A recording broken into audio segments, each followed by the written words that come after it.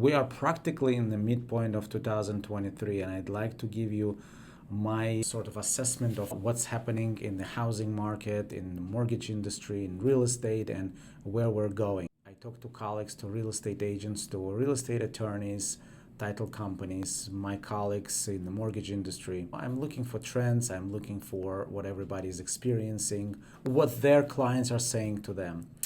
And obviously, I also look at, the data, the economic data. This is where we are. So obviously the activity has slowed, but it's not necessarily because it's so bad out there. You see, the big driver of it is the lack of inventory, the lack of choices, the buyers. Some realtors say they still have a lot of buyers requesting to see houses, with different price points. I think, they would sell a lot more if we had the inventory. The inventory is not available. Why? Because the sellers are also sitting on sidelines and waiting. Maybe the prices will go up, maybe the rates will go down. You see, when rates go down, then the potential seller will say, well, you know what, now they went down.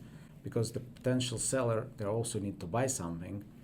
They will say, okay, now the rates went down, let me put my house on the market and I'll buy something else. So I predict that when the rates go down, maybe to the mid fives, we will see a renewed activity, not only from sellers, but also from buyers. On another front, obviously, we see a slowdown in related industries. For example, Home Depot just reported that they have a big slowdown in their sales because the homeowners are delaying major projects, renovation or alterations or even rebuilding. So it has reported, according to their surveys, that they are pushing this project later when the better times come. The increased interest rates by the federal government obviously are slowing down the economy. We've talked about this many times. It's important to contain inflation.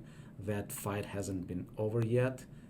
Inflation is down. I believe at the end, the Fed will prevail, their policies will prevail, and the inflation will be contained.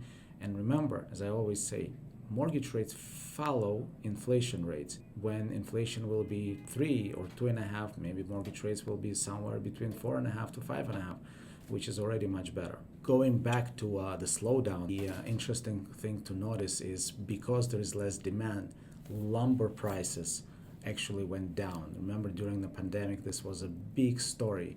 They went from $300 per unit of sale. Now it went up to as high as to $1,600. Now it's back around those numbers in the low hundreds. It's not because there's so much timber and lumber out there. It's because there's reduced demand. People don't have, organizations don't have as much money to spend on this. So where are we going? I believe that the rates will go down by the end of this year, beginning of 2024. That will bring renewed activity. It will also have some refinancing activity. All those people that are sitting around between 7 and 10% in some cases, or anywhere above 6 even, they will have an opportunity to refinance. There will be a lot more buyers. There will be a lot more listings. Now, we are going to be very far from 6.5 million homes sold in the United States in 2021. But even if we have, right now we're around 4 million. But even if we go to 4.5 to 5 million, that's already a big increase, and that's already a lot healthier. What to do? If you can afford now, buy. If not, there will be an opportunity to do it very soon.